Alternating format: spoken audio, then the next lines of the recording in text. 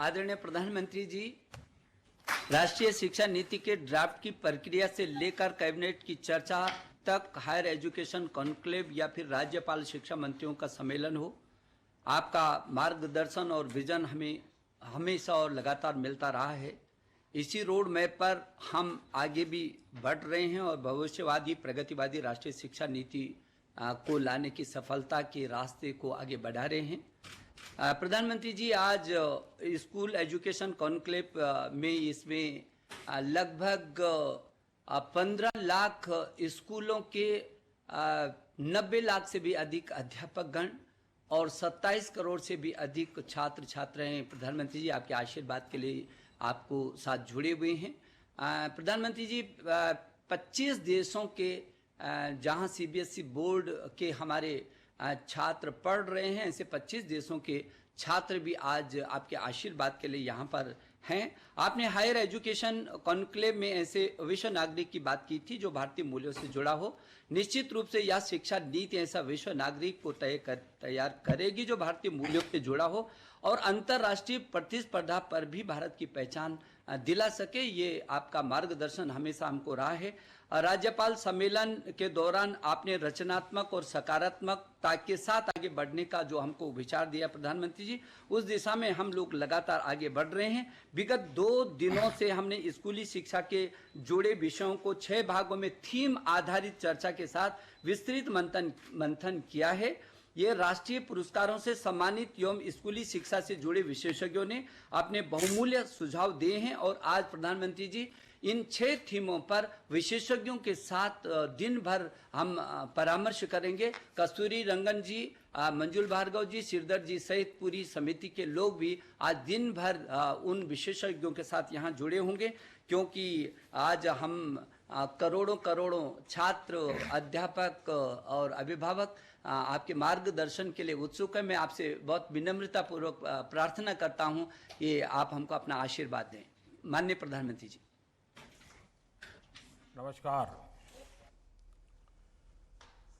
मंत्रिमंडल के मेरे सहयोगी, देश के शिक्षा मंत्री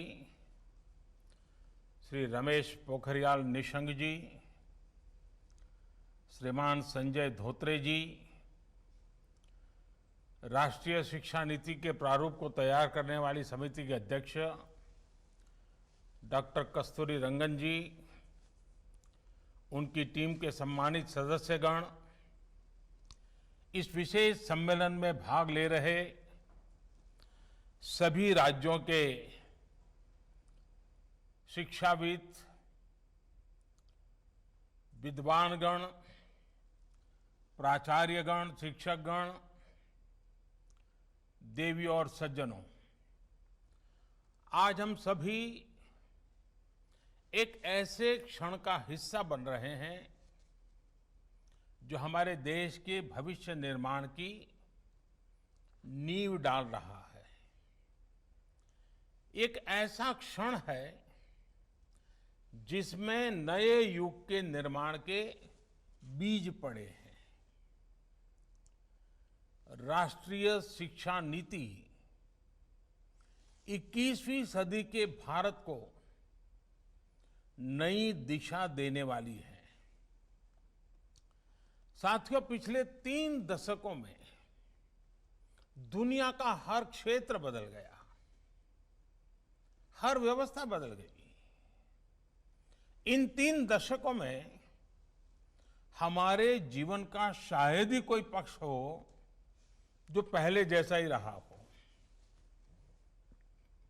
लेकिन वो मार्ग जिस पर चलते हुए समाज भविष्य की तरफ बढ़ता है,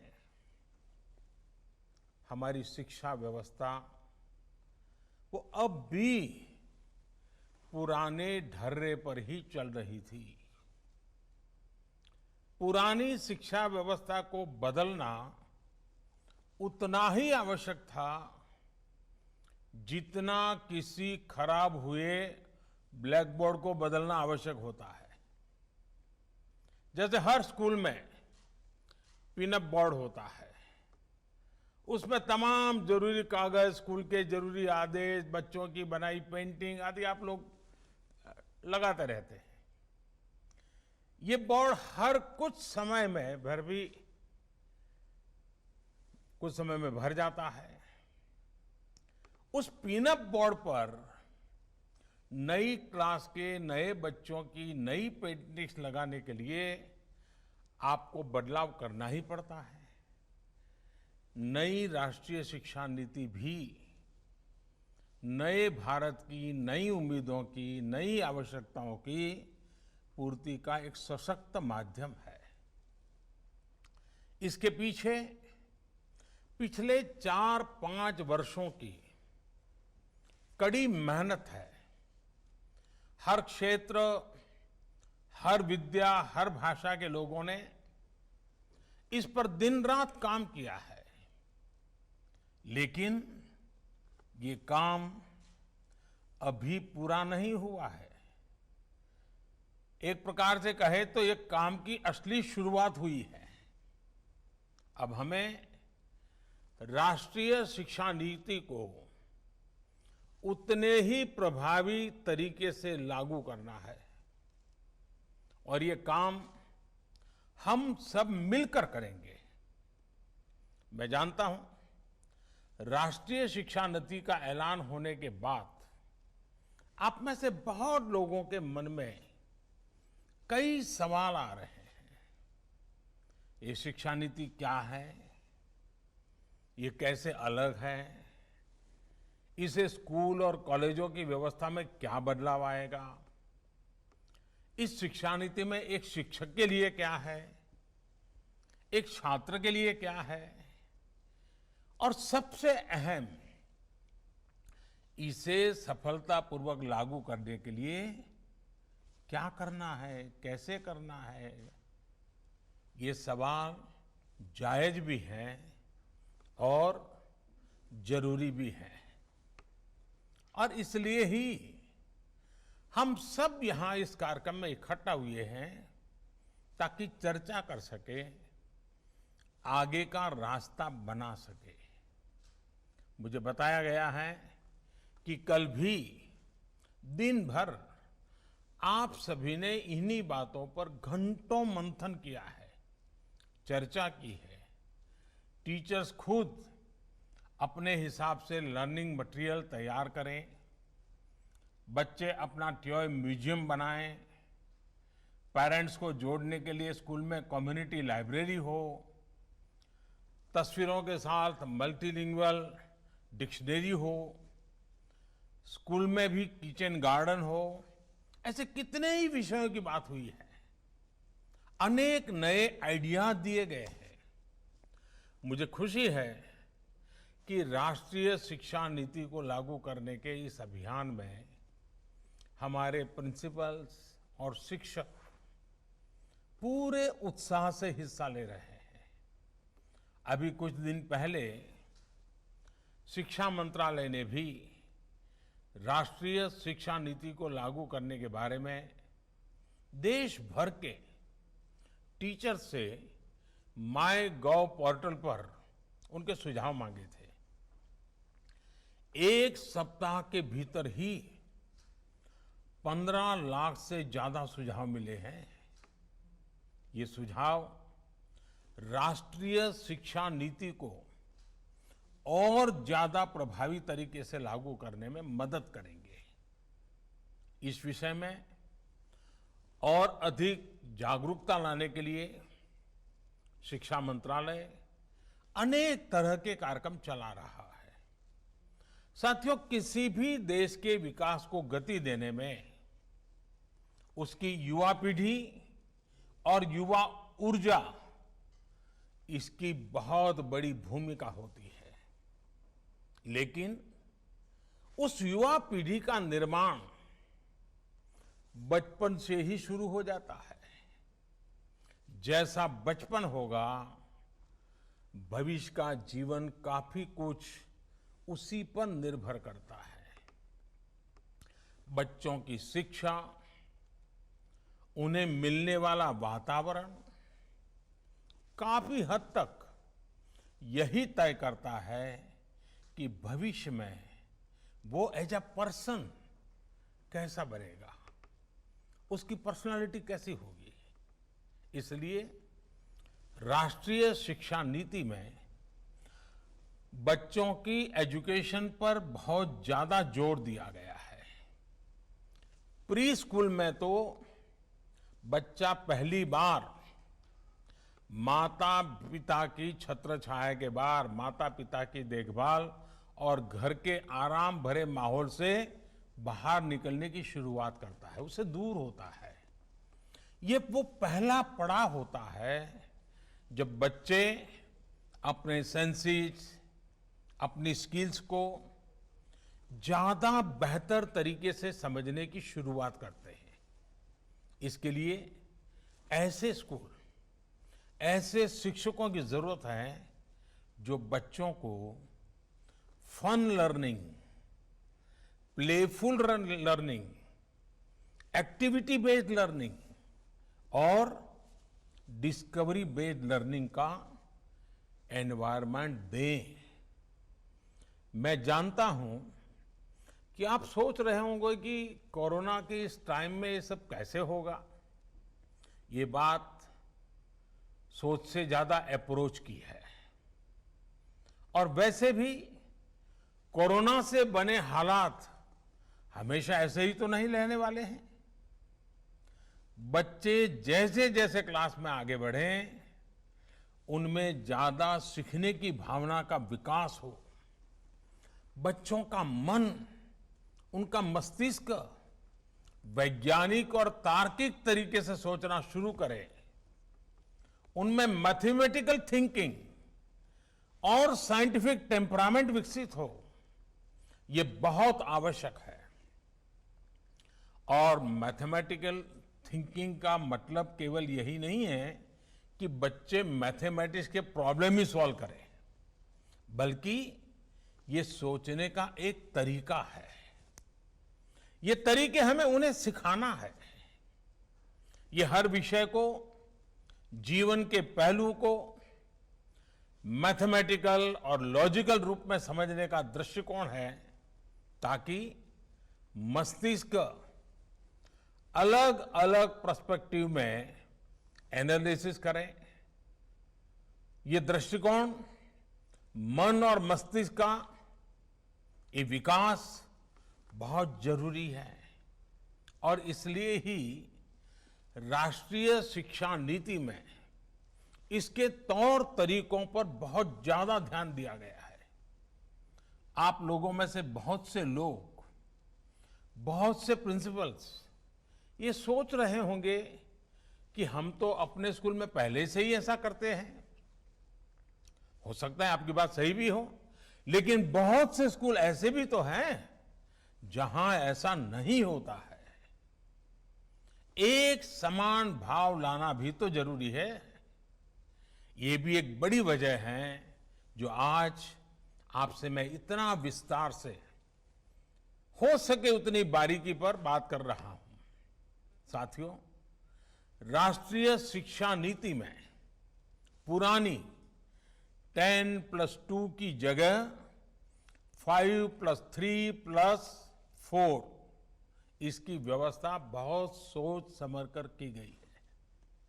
इसमें early childhood care and education को एक बुनियादी के रूप में, नींव के रूप में शामिल किया गया है।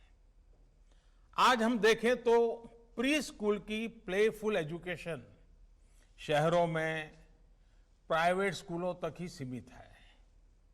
वो अब गांवों में भी पहुंचेगी, गरीब के घर तक पहुंचेगी। गरीब हो, अमीर हो, गांव हो, शहर हो, हर किसी के, हर जगह के बच्चों को मिलेगी। मूलभूत शिक्षा पर ध्यान इस नीति का सबसे महत्वपूर्ण पहलू है। राष्ट्रीय शिक्षा नीति के तहत फाउंडेशनल लिटरेसी एंड न्यूमरेसी के विकास को एक राष्ट्रीय मिशन के रूप में लिया जाएगा।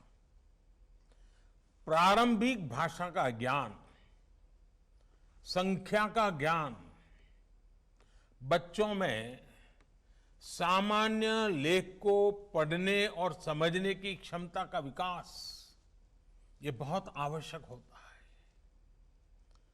बच्चा आगे जाकर रीड टू लर्न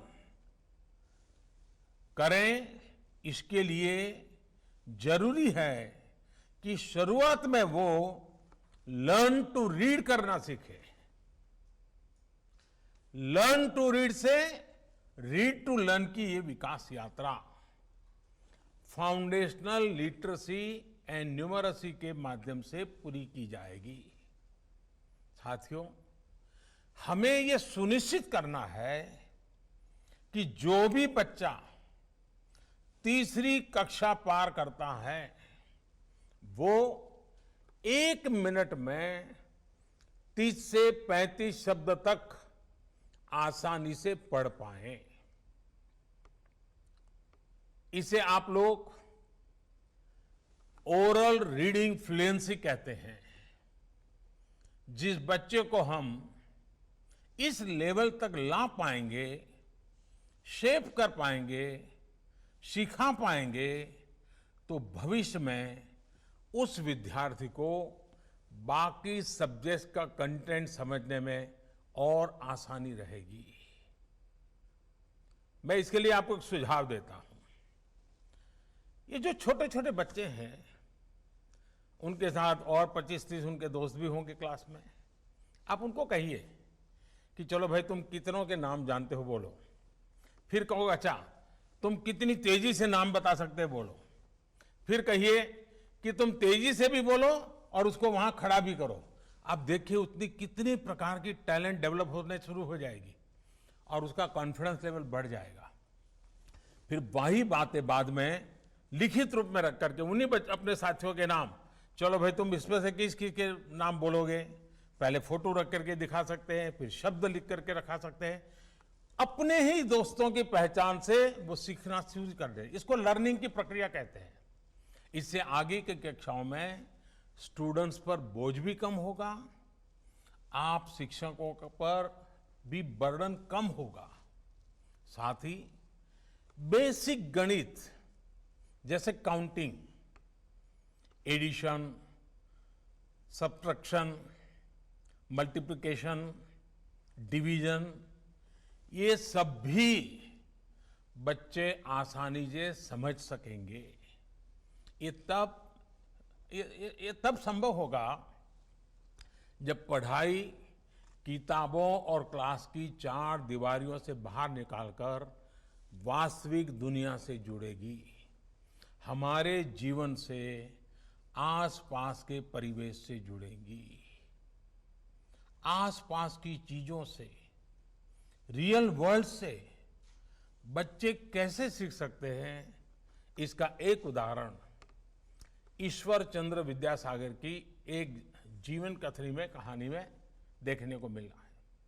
कहते हैं ईश्वर चंद्र विद्यासागर जी जब 8 साल के थे, उन्हें तब तक अंग्रेजी नहीं पढ़ाई गई थी।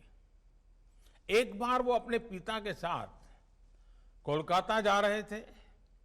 रास्ते में सड़क के किनारे उन्हें अंग्रेजी में लिखे माइलस्टोन्स दिखे। उन्होंने अपने पिता से पूछा कि यह क्या लिखा है। उनके पिताजी ने बताया कि इसमें कोलकाता कितनी दूर है ये बताने के लिए इंग्लिश में गिनती लिखी है। इस उत्तर से ईश्वरचंद्र विद्यासागर के बाल मन में और जिज्ञासा बढ़ी। वो पूछते रहे और उनके पिताजी उन मील के पत्थरों पर लिखी गिनती बताते रहे। और कोलकाता पहुंचते पहुंचते ईश्वर चंद्र विद्यासागर पूरी इंग्लिश की काउंटिंग सीख गए। 1 2 3 4 7 8 9 10 उनको आ गया। ये है जिज्ञासा की पढ़ाई। जिज्ञासा से सीखने और सिखाने की शक्ति। साथियों, जब शिक्षा को आसपास के परिवेश से जोड़ दिया जाता है तो उसका प्रभाव विद्यार्थी के पूरे जीवन पर पड़ता है,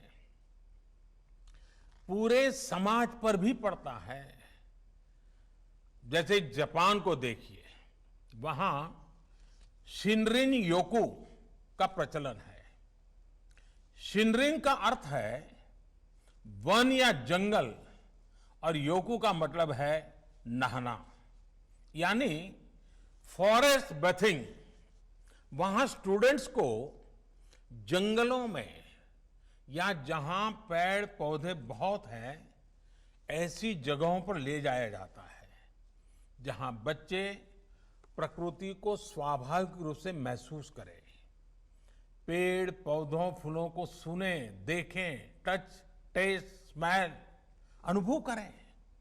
इससे बच्चों का प्रकृति और पर्यावरण के जुड़ाव भी होता है और उनके होलिस्टिक तरीके से डेवलपमेंट को भी बढ़ावा मिलता है। बच्चे इसे एंजॉय भी करते हैं और एक साथ कितनी सारी चीजें सीख भी रहे होते हैं। मैं जब गुजरात में मुख्यमंत्री था तो मैं एक कार्यक्रम चलाता था। हमने एक सूचना की सभी स्कूलों को, हमने कहा कि सभी स्कूल के बच्चे अपने गांव के अंदर सबसे बड़ी उम्र का पेड़ कौन सा है, जिस पेड़ की सबसे ज्यादा उम्र हो चुकी है वो ढूंढो। तो उनको सब जगह पे जाना पड़ा, गांव के आसपास के सारे पेड़ देखने पड़े, टीचर को पूछना पड़ा और फिर सब में सहमति बना कि भाई हाँ ये पेड़ बहुत पुराना है। और बाद में बच्चों ने स्कूल में आकर के उस पर गीत लिखे, निबंध लिखे, वक्तृत्व कथाएं की, यानी उस पेड़ का महात्मा क्या है। लेकिन उस पूरी प्रक्रिया में उनको कई पेड़ देखने पड़े, सबसे उम्र लायक पेड़ का ढूंढना पड़ा, बहुत सी चीजें वो सीखने लग गए। और मैं कह सकता हूं कि यह प्रयोग बहुत सफल रहा था। एक तरफ बच्चों को पर्यावरण की जानकारी मिली, साथ ही साथ उन्हें अपने गांव के विषय में ढेर सारी जानकारियां प्राप्त करने का मौका भी मिला। हमें इसी तरह के आसान और नए नए तौर तरीकों को बढ़ाना होगा। हमारे ये प्रयोग न्यू एज लर्निंग का मूल मंत्र होना चाहिए। एंगेज, एक्सप्लोर, एक्सपीरियंस, एक्सप्रेस और एक्सेल, यानी कि स्टूडेंट्स अपने रुचि के हिसाब में गतिविधियों में, घटनाओं में, प्रोजेक्ट्स में एंगेज हो, इसे अपने हिसाब से एक्सप्लोर करें। इन गतिविधियों, घटनाओं, प्रोजेक्ट्स को विभिन्न दृष्टिकोण अपने एक्सपीरियंस से सीखे। ये उनका पर्सनल एक्सपीरियंस हो सकता है या कोलैबोरेटिव एक्सपीरियंस हो सकता है। फिर बच्चे रचनात्मक तरीके से एक्सप्रेस करना सीखे। इन सब को मिलाकर ही फिर एक्सेल करने का रास्ता बनता है। अब जैसे कि हम बच्चों को पहाड़ों पर, ऐतिहासिक जगहों पर, खेतों में, सुरक्षित मैन्युफैक्चरिंग यूनिट्स में लेकर जा सकते हैं। अब देखिए, आप क्लासरूम में उनको रेलवे का इंजन पढ़ाएं, क्लासरूम में आप उनको बस पढ़ाएं, लेकिन कभी तय करें कि अगर गांव के नजदीक में रेलवे स्टेशन है तो चलो जाएंगे। बच्चों को स्टेशन पे ट्रेन आती है तो इंजन कैसा होता है दिखाएंगे। फिर कभी बस स्टेशन पे ले जाएंगे, बस कैसा होता है दिखाएंगे। वो देख करके सीखना शुरू कर लेता है।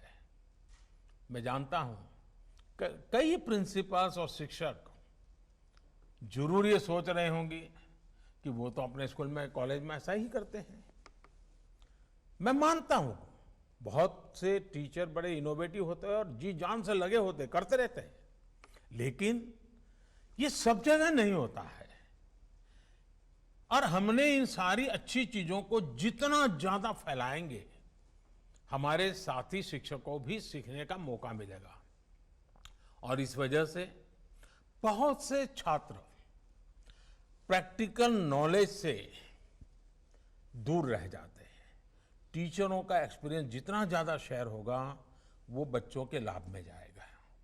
साथियों, हमारे देश भर में हर क्षेत्र की अपनी कुछ न कुछ खूबी है। कोई न कोई पारंपरिक कला, कारीगरी, प्रोडक्ट्स हर जगह के मशहूर हैं। जैसे कि बिहार में भागलपुर की साड़ियां, वहां का सिल्क देश भर में फेमस है। स्टूडेंट्स उन करघों, हाथ करघों में विजिट करें, देखें आखिर ये कपड़े बनते कैसे हैं। उनको सिखाया जाए, जरा तुम जो उसके मालिक हैं, जो उस पर काम कर रहे हैं, इनको जरा सवाल पूछो। क्लासरूम में सवाल सिखा करके ले जाया जाए, फिर उनको कहा जाएगा आकर के बताओ भाई तुमने क्या पूछा था, क्या जवाब मिला। एक ही साधु, यही तो लर्निंग है। जब वो पूछेगा स्पेसिफिक कि भाई आप धागा कहाँ से लाते हो, धागे का रंग कैसे होता है, ये साड़ी में चमक कैसे आती, वो बच्चा से अपनी मर्जी से पूछने लगेगा। आप देखिए उसको बहुत कुछ सीखने को मिल जाएगा। स्कूल में भी ऐसे स्किल लोगों को बुलाया जा सकता है। ये स्किल लोग आकर के अपनी प्रदर्शनी लगा सकते हैं। वो वर्कशॉप भी लगा, मान लीजिए गांव में जो मिट्टी के बर्तन बनाने वाले लोग हैं, एक दिन स्कूल में बुला लिया, मिट्टी के बर्तन बनाने का हम स्कूल के बच्चे देखें, फिर उनसे सवाल जवाब करें, पूछें। आप देखिए वो आराम से सीख लेगा। विद्यार्थियों की जिज्ञासा भी बढ़ेगी और जानकारी भी बढ़ेगी और सीखने में रुचि भी बढ़ेगी। ऐसे कितने ही प्रोफेशंस हैं जिनके लिए डीप स्किल की जरूरत होती है, लेकिन हम उन्हें महत्व ही नहीं देते। कई बार तो उन्हें छोटा समझ लेते हैं। अगर स्टूडेंट्स इन्हें देखेंगे, जानेंगे, तो एक तरह का भावात्मक जुड़ाव होगा। स्किल्स को समझेंगे, उनकी रिस्पेक्ट करेंगे।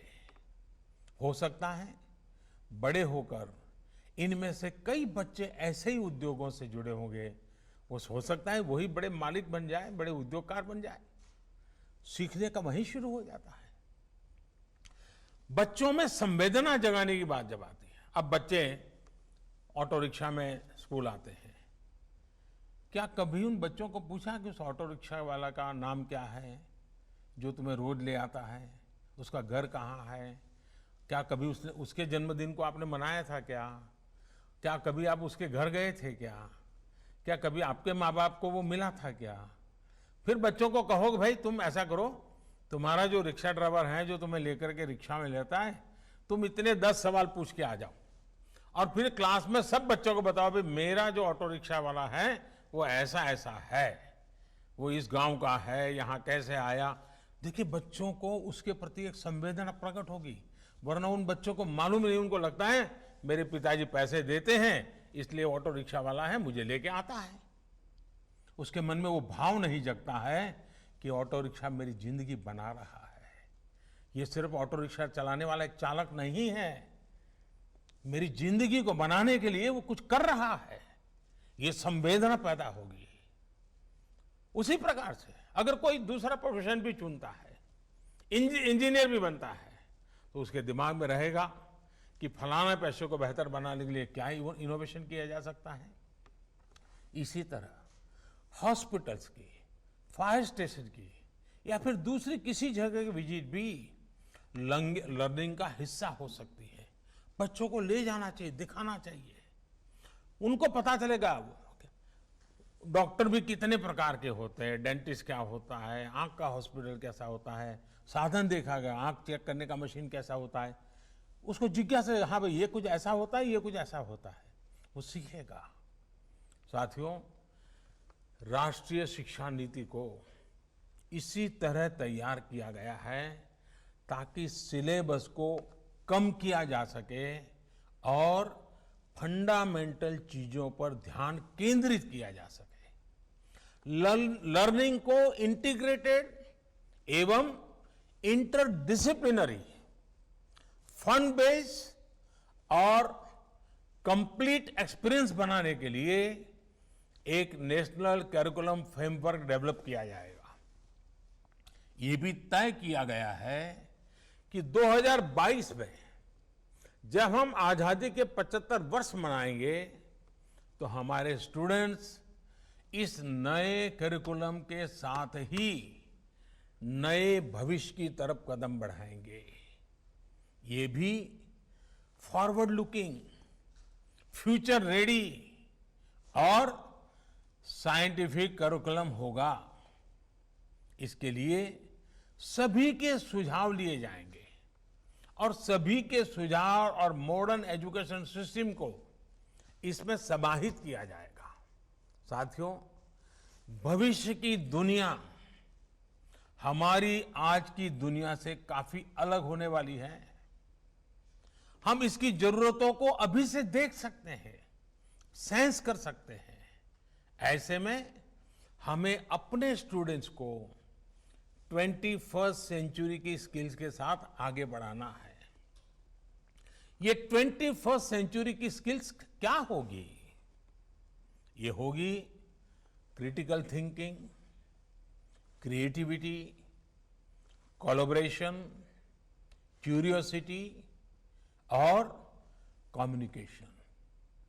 हमारे students sustainable future, sustainable science को समझे, उस दिशा में सोचे, ये सब आज समय की मांग है, बहुत जरूरी है। और इसलिए छात्र शुरुआत से ही कोडिंग सीखें, आर्टिफिशियल इंटेलिजेंस को समझे, internet of things, cloud computing, data science और रोबोटिक्स, इससे जुड़े सारी बातों को भी उसके परिचय में उसको लाना होगा, हमें इसको देखना होगा। साथियों, हमारी पहले की जो शिक्षा नीति रही है उसने हमारे स्टूडेंट्स को बहुत ही बांध भी दिया था। जैसे उदाहरण के तौर पर लें तो विद्यार्थी साइंस लेता है, वो आर्ट्स या कॉमर्स नहीं पढ़ सकता था। आर्ट्स कॉमर्स वालों के लिए मान लिया गया कि ये हिस्ट्री, ज्योग्राफी, अकाउंट्स इसलिए पढ़ रहे हैं क्योंकि ये साइंस नहीं पढ़ सकते। लेकिन क्या रियल वर्ल्ड में, हमारे आपके जीवन में ऐसा होता है कि केवल एक ही फील्ड की जानकारी से सारे काम हो जाएंगे? हकीकत में सभी विषय एक दूसरे के साथ जुड़े हुए हैं। हर लर्निंग इंटर रिलेटेड है। स्टूडेंट्स कोई एक विषय ले लेते हैं, बाद में उन्हें लगता है कि वो दूसरे किसी क्षेत्र में ज्यादा बेहतर कर सकते हैं, लेकिन वर्तमान व्यवस्था बदलाव का, नई संभावनाओं से जुड़ने का अवसर ही नहीं देता। बहुत से बच्चों के ड्रॉप आउट होने का सबसे बड़ा कारण भी यही होता है। और इसलिए राष्ट्रीय शिक्षा नीति छात्रों को कोई भी विषय चुनने की आजादी दी गई है। मैं समझता हूं कि सबसे बड़े सुधार के तौर पर हम इसे देख सकते हैं। अब हमारे यहां युवा को साइंस, ह्यूमैनिटी या कॉमर्स में से किसी एक ब्रैकेट में फिट होने की जरूरत नहीं है। देश के हर स्टूडेंट्स को उसकी प्रतिभाओं को अब पूरा मौका मिलेगा। साथियों, राष्ट्रीय शिक्षा नीति एक और बहुत बड़ी समस्या को भी एड्रेस करती है। यहां तो बड़े बड़े अनुभवी और जानकार लोग मेरे सामने उपस्थित हैं। आपने जरूर महसूस किया होगा कि हमारे देश में लर्निंग ड्रिवन एजुकेशन की जगह, कोई बुरा मत मानना, लेकिन हकीकत है, आज स्थिति यह है, मार्क्स और मार्कशीट ये एजुकेशन हावी है। लर्न तो बच्चे तब भी कर रहे होते हैं जब वो खेल रहे होते हैं, जब वो परिवार में बात कर रहे होते हैं, जब वो बाहर आपके साथ घूमने जाते हैं। लेकिन अक्सर माता पिता भी बच्चों से ये नहीं पूछते हैं कि बेटे तुमने क्या सीखा, बेटी तुमने क्या सीखा, नहीं पूछते हैं। पूछते हैं तो क्या पूछते हैं? यही पूछते हैं कि मार्क्स कितने आए। हर चीज वहीं जाकर के अटक जाती है। कुछ परिवार हैं जिनको आदत हो गई, पूछते हैं अच्छा आज स्कूल में खाना क्या मिला था। इन्हीं चीजों के आसपास टेस्ट में नंबर कितने नंबर आए, एक टेस्ट एक मार्कशीट क्या बच्चों के सीखने की, उनकी मानसिक विकास के पैरामीटर हो सकती है? आज सच्चाई ये है कि मार्कशीट मानसिक प्रेशर शीट बन गई है और परिवार की प्रेस्टीज शीट बन गई है। परिवार के लिए प्रेस्टीज शीट है, बच्चे के लिए प्रेशर शीट है। पढ़ाई से मिल रहे इस तनाव को, मेंटल स्ट्रेस से अपने बच्चों को निकालना राष्ट्रीय शिक्षा नीति का एक मुख्य उद्देश्य है। परीक्षा इस तरह होनी चाहिए कि छात्रों पर इसका बेवजह का दबाव न पड़े और कोशिश ये है कि केवल एक परीक्षा से छात्र छात्राओं का मूल्यांकन न किया जाए, बल्कि self assessment, peer to peer assessment, ये छात्रों के विकास के विभिन्न पहलुओं का मूल्यांकन हो। इसलिए राष्ट्रीय शिक्षा नीति में मार्कशीट की उसकी जगह होलिस्टिक रिपोर्ट कार्ड, इस पर बल दिया गया, इसकी बात कही गई है। होलिस्टिक रिपोर्ट कार्ड विद्यार्थियों के unique potential, aptitude, attitude, talent, skills, efficiency, competency और पॉसिबिलिटी की डिटेल शीट होगी। मूल्यांकन प्रणाली के में संपूर्ण सुधार के लिए एक नए राष्ट्रीय मूल्यांकन केंद्र परख की स्थापना भी की जाएगी। साथियों, राष्ट्रीय शिक्षा नीति के आने के बाद से भी ये भी चर्चा काफी तेज है कि बच्चों को पढ़ाने की भाषा क्या होगी, इसमें क्या बदलाव किया जा रहा है। यहां हमें एक ही वैज्ञानिक बात समझने की जरूरत है कि भाषा शिक्षा का माध्यम है, भाषा ही सारी शिक्षा नहीं है। किताबी पढ़ाई में फंसे फंसे कुछ लोग ये फर्क ही भूल जाते हैं और इसलिए जिस भी भाषा में बच्चा आसानी से सीख सके, चीजें लर्न कर सके, वही भाषा पढ़ाई की भाषा होनी चाहिए। ये देखना जरूरी है कि जब बच्चे को हम पढ़ा रहे हैं तो जो हम बोल रहे हैं क्या वो समझ पा रहा है, समझ रहा तो कितनी आसानी से समझ रहा है। कहीं ऐसा तो नहीं है कि विषय से ज्यादा बच्चे की ऊर्जा भाषा को समझने में ही खप रही है। इन्हीं सब बातों को समझते हुए ज्यादातर देशों में भी आरंभिक शिक्षा मातृभाषा में ही दी जाती है। आप में से बहुत से लोग ये जानते होंगे कि 2018 में programme for international student assessment PISA की टॉप रैंकिंग वाले जितने देश थे, जैसे कि Estonia, Ireland, Finland, Japan, South Korea, Poland, इन सब देशों में प्राथमिक शिक्षा मातृभाषा में ही दी जाती है। ये बात स्वाभाविक है कि जिस भाषा को सुनते हुए बच्चे पलते हैं, जो भाषा घर की भाषा होती है, उसी में बच्चों की सीखने की गति बेहतर होती है।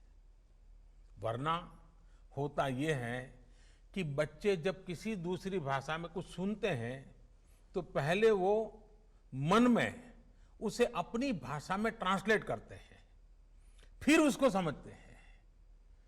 बाल मन में ये बड़ी उलझन पैदा करती है, बहुत स्ट्रेस देने वाली बात होती है। इसका एक और पहलू भी है।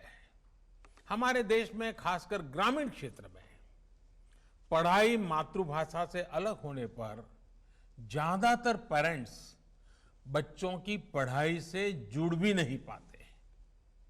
ऐसे में बच्चों के लिए पढ़ाई एक सहज प्रक्रिया नहीं रह जाती, बल्कि पढ़ाई स्कूल की एक ड्यूटी बन जाती है। पेरेंट्स और स्कूल के बीच में एक खाई हो जाती है, एक दीवार हो जाती है।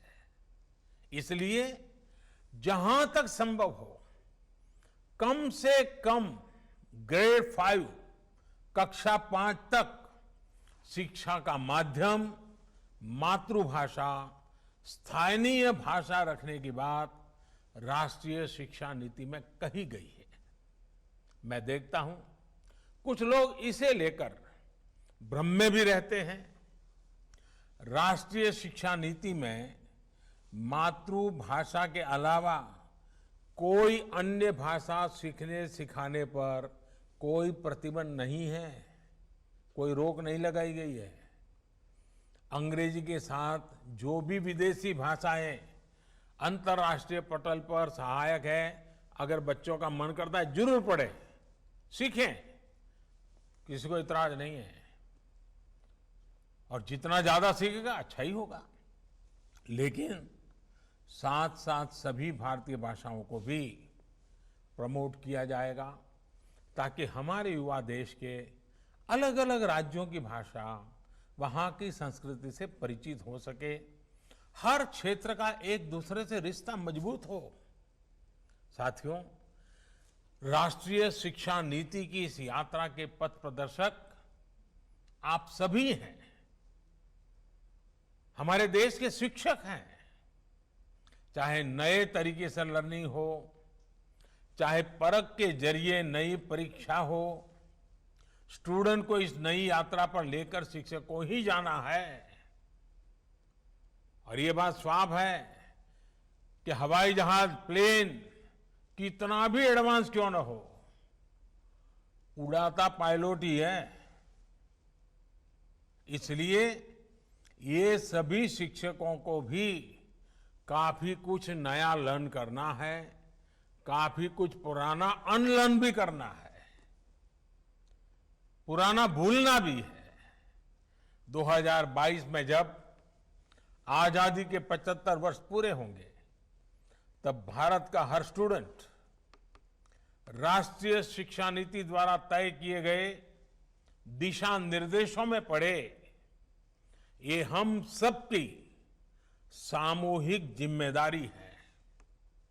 मैं सभी शिक्षकों, प्रशासकों, स्वयंसेवी संगठनों और अभिभावकों से आह्वान करता हूं कि वे इस राष्ट्रीय मिशन में अपना सहयोग दें। मुझे पूरा विश्वास है कि आप सभी शिक्षकों के सहयोग से देश राष्ट्रीय शिक्षा नीति को सफलतापूर्वक लागू कर पाएगा। मैं अपनी बात समाप्त करने से पहले शिक्षकों के माध्यम से एक बात आग्रह से कहना चाहूंगा कि कोरोना के काल में, इस संकट की घड़ी में आप भी औरों को जिन मर्यादाओं का पालन करना है वो बार बार बताते रहें, बार बार सिखाते रहें। 2 गज की दूरी की बात हो, मास्क या फेस कवर की बात हो, अपने परिवार में बुजुर्गों को पूरा ख्याल रखने की बात हो, स्वच्छता की बात हो, बाहर कहीं थूकने वूकने की बात गलतियां न हो, ये इस लड़ाई को लड़ने का नेतृत्व भी हम सबको करना है और शिक्षक बड़ी आसानी से कर सकते हैं, बड़ी आसानी से बात घर घर पहुंचा सकते हैं। और शिक्षक जब कोई बात करते हैं तो स्टूडेंट बहुत विश्वास के साथ मानता है। स्टूडेंट के सामने प्रधानमंत्री ने ये कहा कहोगे और मेरे शिक्षक ने ये कहा कहोगे तो मैं दावे से कहता हूं स्टूडेंट प्रधानमंत्री ने कहा है उस पर 4 सवाल करेगा, लेकिन शिक्षक ने कहा है उस पर एक भी सवाल नहीं करेगा। वो घर जाकर के बताएगा कि मेरे टीचर ने कहा है। ये श्रद्धा, ये विश्वास बालक के मन में पड़ा हुआ है। ये आपकी बहुत बड़ी पूंजी है, ये आपकी बहुत बड़ी शक्ति है। और इस क्षेत्र से जुड़े हुई कई पीढ़ियों ने तपस्या कर करके इसे आपको विरासत में दिया है। और जब ऐसी चीज आपको विरासत में मिली है तब आपका दायित्व भी बहुत बढ़ जाता है। मुझे विश्वास है मेरा देश का शिक्षक वृंद भारत के उज्जवल भविष्य के लिए इसको एक मिशन के रूप में लेगा, मन लगा करके करेगा। देश का एक एक बालक आपकी शिक्षा को ग्रहण करने के लिए तैयार होता है, आपके आदर्शों का पालन करने के लिए तैयार होता है, आपके इरादों को चरितार्थ करने के लिए तैयार होता है। वो दिन रात मेहनत करने के लिए तैयार होता है। अगर एक बार शिक्षक कह दे वो सब कुछ मानने को तैयार होता है। मैं समझता हूं कि माँ बाप, शिक्षक, शिक्षक संस्थान, सरकारी व्यवस्था, हम सब ने मिल करके इस काम को करना है। मुझे विश्वास है कि ये जो ज्ञान यज्ञ चल रहा है, ये जो शिक्षा पर्व चल रहा है, 5 सितंबर से लेकर के लगातार अलग अलग क्षेत्र के लोग इसको आगे बढ़ाने के लिए काम में लगे हैं। ये प्रयास बहुत ही अच्छे परिणाम लाएगा, समय से पहले परिणाम लाएगा और सामूहिक कर्तव्य के भाव के कारण होगा। इस विश्वास के साथ मैं फिर एक बार आप सबका बहुत बहुत धन्यवाद करता हूं, आप सबको बहुत बहुत शुभकामनाएं देता हूं और हमेशा हमेशा मैं टीचर को नमन करता हूं। आज वर्चुअल माध्यम से भी आपको नमन करते हुए मैं मेरी वाणी को विराम देता हूं। बहुत बहुत धन्यवाद।